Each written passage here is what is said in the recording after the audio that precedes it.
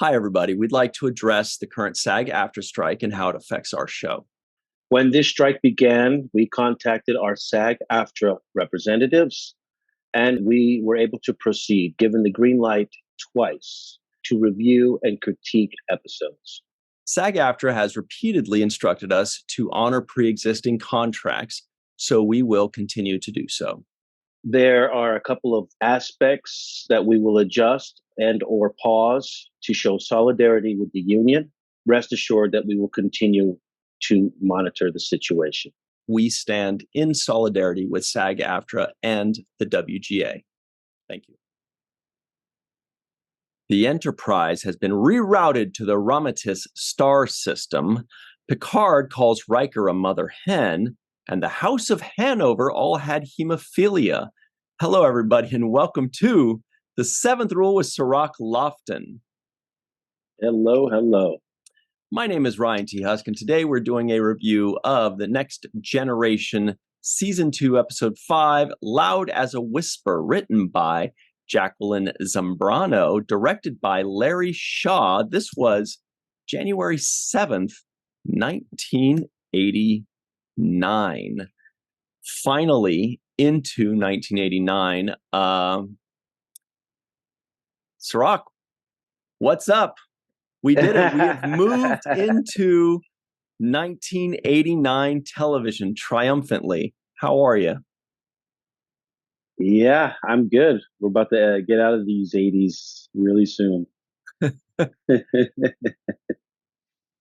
Yeah, so I was looking and it seemed like there was a 3-week hiatus, which feels like it's probably standard, right? When you were doing Deep Space Nine, a 3-week hiatus for the holidays, because the last episode was December 10th. So that's 4 weeks in between, but obviously 1 week they are still working. So it's a 3-week hiatus that they probably had from December 10th to January 1st or whatever like that, which sounds like it was standard, right? You guys would get 2 or 3 weeks. Yeah, around the holiday time. The whole business is shut down. So all of the agencies are shut down. Nobody's casting for anything. So, it's the time that everybody goes away for the holidays. Here is an important thing about this specific episode that I didn't know until recently. Marnie Mossaman played the character Harmony, who was this lady in Riva's chorus. She is John Delanceys' wife. Oh, what? What? Let that sink in. I don't think a lot of people realize that John Delanceys' wife is an actress, and she was in Star Trek: The Next Generation. That's her. What? That's crazy. They were already married at the time, or they met on the show? That I don't know. Okay. I don't know how long they've been married.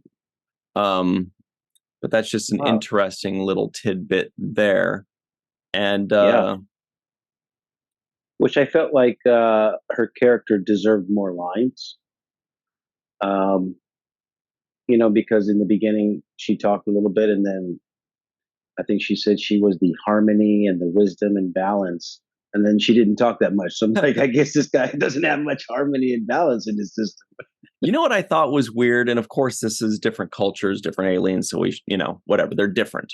I just thought it was weird how they divvied out the roles, right? Like the one guy is like, I'm the scholar. I know things and I'm super smart and I'm this and that.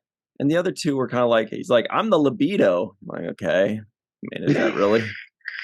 And she's like, and I'm the balance between the two. Oh, okay, I guess. But feels like the one guy has most of the work to do, and the other two are just hanging on. And then they tried to give more to libido guy by bringing him in with Troy. And I don't know if you want to talk about that right now, but at the end of my notes, I just put that entire weird romance thing was completely unnecessary and irrelevant. I could tell, I could see if like it's part of the plot, it's necessary for the story, but I thought there was absolutely no reason for them to have a romantic dinner. or sexual. And he was like, dude, sorry, I've got too much to say about this episode. Yeah. Let's just when I he see. started saying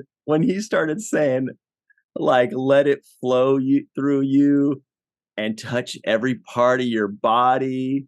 And I'm trying to find exactly what he said, because I was like, dude, calm the down, man. Do you remember? You remember what I'm talking about? When they were in that date scene together in the room. Yeah. Yeah, it was super awkward in So that awkward. that scene. Yeah, exactly. Yeah, I didn't. he said it moves. He said, mentioned the sound of the ship, and then he says, it moves throughout my entire body. Sometimes we must allow the surroundings to flow over us, to dwell on each separate part, how it feels, to allow it to fill you. I was like, ew, dude. Gross. I need a shower. You need a cold shower, sonic shower, that is. I don't know, man. Maybe I read too much into it. No, my notes. I didn't like that either. I said Riva's bedroom must be crowded. So I just felt like I could just imagine you hook up with him and this one guy says, "Who's your daddy?" And another guy's like, "I really love you." I And she says, "I'm at peace within the moment." It would be the weirdest thing to have. do they do they need to disrobe when he disrobes too? Like if he starts to, take off his jacket, are they like, ooh, showing some shoulder and stuff to Yeah, communicate that to they're enjoying communicate. themselves? Yeah.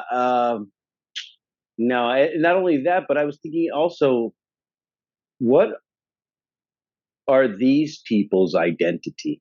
What do they have to say about anything? Like, do they have their own identity? Right? Are they just a vessel for his communication? Like, as opposed to being interpreters who also have their own identity and their own thoughts about things, but they communicate on his behalf. They felt like completely empty vessels who had nothing to say other than what he has to say. That's exactly it. Um, I don't believe they ever broke character and were themselves for a minute and actually said who they who they actually are, not who they are with respect to Riva the Conqueror here, the dominant one. I mean, that sounds like slavery. Like they don't even have an identity. They don't do anything. They just do whatever this guy tells them. It would have been at least nice for, say, the lady to break character and say, "Oh, my name's Harmony. It looks like they can take care of it from here. Commander Riker, would you join me for a drink, at, 10 forward, and I could tell you about our planet?" That'd be cool, right? Because then we can learn more about these people, and then it's just a job or a passion rather than their existence. They exist for this guy? It's a little weird. Yeah. And so when you don't give them an identity and they just become basically Muppets for him, then I don't feel a connection when they're killed. I don't know. I'm just picturing you watching this episode.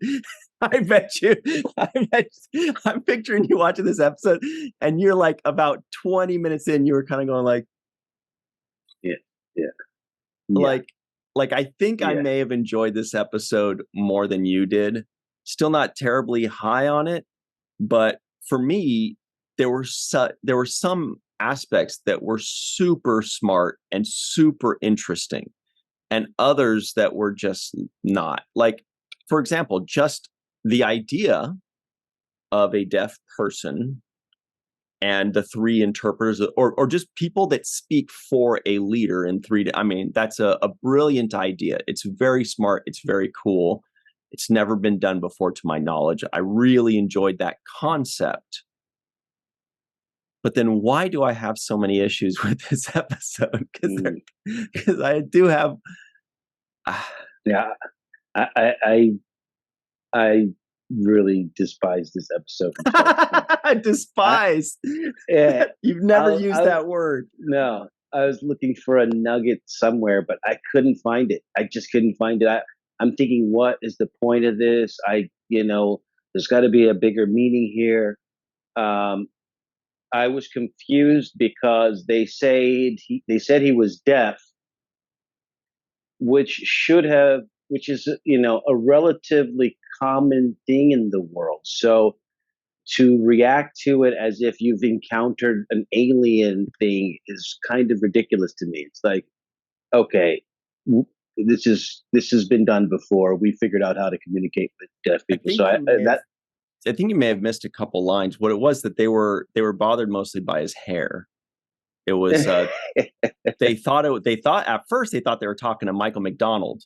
Anybody who knows who Michael McDonald is, here's the guy that sings like this, right? That guy, the guy that Regulators sampled. yeah. No, because that was the thing. It was like in the beginning, I was under the impression that he could hear or he had some type of telepathy, right? Because it seemed as if he was communicating with Troy in the beginning Yes, without talking. That's what I thought. It felt like they were having this conversation, um, just the two of them through telepathy. So I was confused with that. Um, I was confused with the fact that he would even know a sign language when he uses these people to interpret his thoughts for him. So where would the development of the skill of sign language be even implemented on his planet somewhere? So that to me even didn't good point. fly. I was like, well, if sign language is the answer, then why didn't we just, we could have done this a long time ago. The Right. universal translator's got to have something for this, and if we can do dermal regeneration, then I'm pretty sure we can fix hearing loss. So I thought the same. Well, okay, I so was lost in this here's the episode. thing. Well, first of all, I mean they're aliens, so maybe they can't deal with the hearing loss, or maybe they don't want to. I don't know, but it does feel like, look, this is still during the writer's strike, I believe. So I feel like almost this entire season is going to have that caveat. And I noticed there was only one writer. I feel like this may have benefited from having a second pair of eyes looking at it and just kind of saying this doesn't necessarily work. Maybe it was a rush job. I don't really know too much about the ins and outs there. I don't recognize the name of the writer. Maybe this was her only episode. But you said you wanted one nugget as to why they would do this. Well, because this actor, the main actor, Riva, as you may have guessed, is actually deaf in real life. And he is one of the most famous and working deaf actors, or was at the time, in Hollywood. And he had been pushing Star Trek to do a deaf episode. So this episode, it seems like this episode was written kind of with him in mind or for him. And that's where they get the enormous applause doing what Star Trek does best, which is uh, bringing in groups that aren't necessarily as prevalent in Hollywood movies, and being the first to do it. Bringing in a deaf actor at the end of 1988 and beginning of 1989 to portray a deaf character is very progressive of them and very inclusive of them, and they get the major kudos for that. I just only wish they'd taken one more pass at that script. But the intention is A plus. The execution is maybe less. Yeah, when I watch these episodes and they're terrible, I often think about what I could adjust in this episode to make it feel better for me. And so, as we're having this conversation, one of the things that I think about is it would have been nice had this Riva character come aboard the ship. And for example, as he's being greeted by the captain and everyone, when he touches them or does some kind of contact with them, they become deaf as well. And then that would have put the crew in a situation in where the captain's deaf, he can't hear, and he's trying to cope with this, and maybe those same aliens that can talk for him also have the ability to talk for whoever becomes deaf, like the captain or whatnot. And then we have an issue. It'd be more interesting for me. It would be a lot more Interesting. Yeah. interesting if the characters that we know are put into some kind of peril or some kind of situation that's unusual for them. I would have liked to see maybe Worf become deaf in this episode. It would have been something to play off, something more. And maybe this actor who wanted to have this storyline being portrayed could have been somebody who's walking a new entrance, a new person who's entering into the deaf community and walking them through those steps of trying to cope with your disability and communicate. And there could have been something there. I would have liked to watch him try to reach out to Riker or Worf or somebody, and try to make that kind of communication.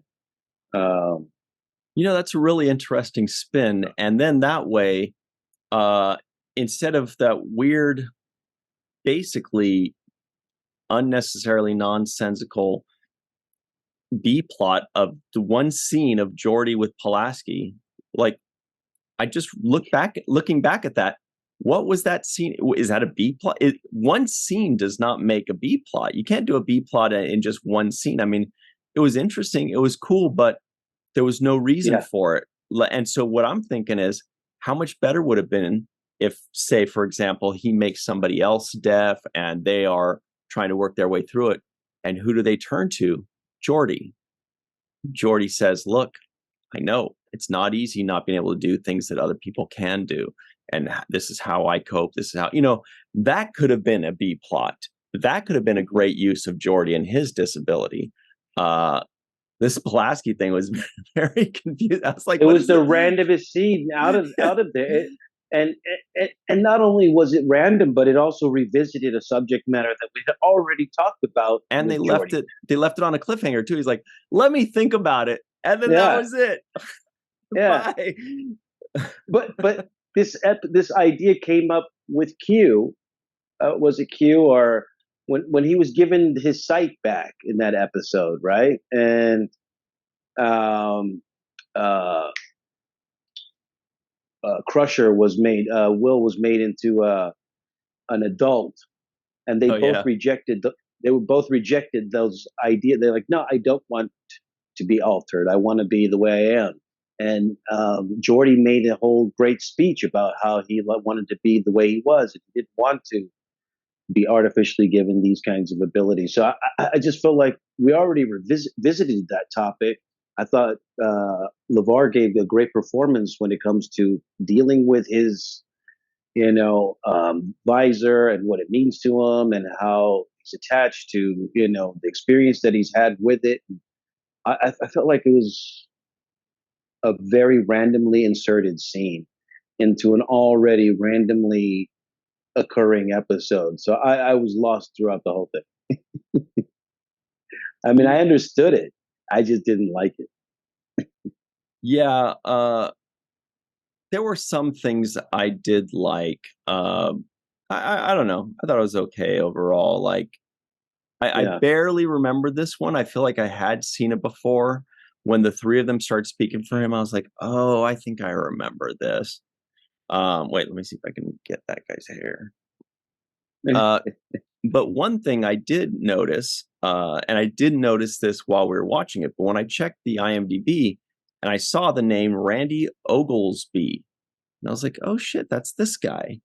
Randy Oglesby, I recognize as the name of an actor who was in Star Trek Enterprise for an entire season. I think he played like 9, 10, 11, 12 episodes as Degra the Zindi. I had no idea that he played this, and I don't really recognize him because this is, 15 years prior, and he doesn't have like the Zindi makeup on. But when you look closely, I'm like, okay, I could see it, but I only recognize the name. So Randy Oglesby, this guy, the scholar, really, really good. One of my favorite characters from Enterprise. Just a very beloved, cool, awesome character. but he definitely had to pay his dues first. He definitely had to come in and be the scholar first and earn it. But I believe that's about how many episodes it was. Yeah, let me check. Mm-hmm. Yeah. You know what I did like though is I kind of liked that little graphic. It's so small thing, but there was a graphic inside of Picard's desk where he was trying to figure out the awkward orbit of this planet. Yeah, And I didn't know what that had to do with anything, me but I neither. did like I like the graphic. So I'm really pulling here. I got to I really was listen to that. I was trying to figure out. Okay, so first, Randy Oglesby was in season 1, episode 5 of Enterprise. He played a character named Trinal in Unexpected. I don't remember that, but then he came back in season 3 and played Degra for 10 episodes throughout the entire Xindi arc. So that's 3 characters he's played in Star Trek. But anyway, oh, 4. He also played a character named Kir, Kir, just kind of like the beverage, if you've ever heard of a Kir, which is kind of like a mimosa, but I believe it's with peach schnapps, if I remember correctly, instead of orange juice. That's a Kir. So he played a character named Kir in Star Trek Voyager, season 5, episode 10, Counterpoint. Don't remember that one either. I remember the episode, but I don't remember the character. And whoa, he also played 2 characters in Deep Space Nine. This guy's everywhere. No wonder I recognize the name. In season 1 of Deep Space Nine, episode 11, he played Rokel Akel in Rokel and Akel in the episode entitled Vortex. And then in season 5 of Deep Space Nine, he played Solarin in The Darkness and the Light. Was that the evil Cardassian that kidnapped Kira? Remember the evil Cardassian that had like the scarred face that kidnapped Yeah, Kira and vaguely. she killed him? That was that episode, The Darkness and the Light. I wonder if that would. Wow. I did not realize that. Yeah. Yeah. This guy, I'll show you. He like, or maybe Kira took the shuttlecraft to go kill this guy and he ends up capturing her Oh yeah, yeah. with the scarred up Okay. face, but then she ended up killing him or something like that. Wow, I didn't realize this guy's freaking everywhere. He's been in Voyager, Next Generation, 2 episodes of Deep Space Nine, and 2 characters in 11 episodes of Enterprise. But he made a start as a boring ass scholar. Good job. Pretty cool. That's that's one of the things that's is kind of a good thing about Star Trek is you can come back so many different times in so many different ways. We just saw that Yep. with Bruce Horak being brought back. So there's all types of ways where you know characters get revisited and recycled, and the good part is you don't even notice. You don't even notice it unless you really notice it. Yeah. Boy. So that was a shining beacon for me. Uh, Yeah, that was one of your highlights, Oglesby.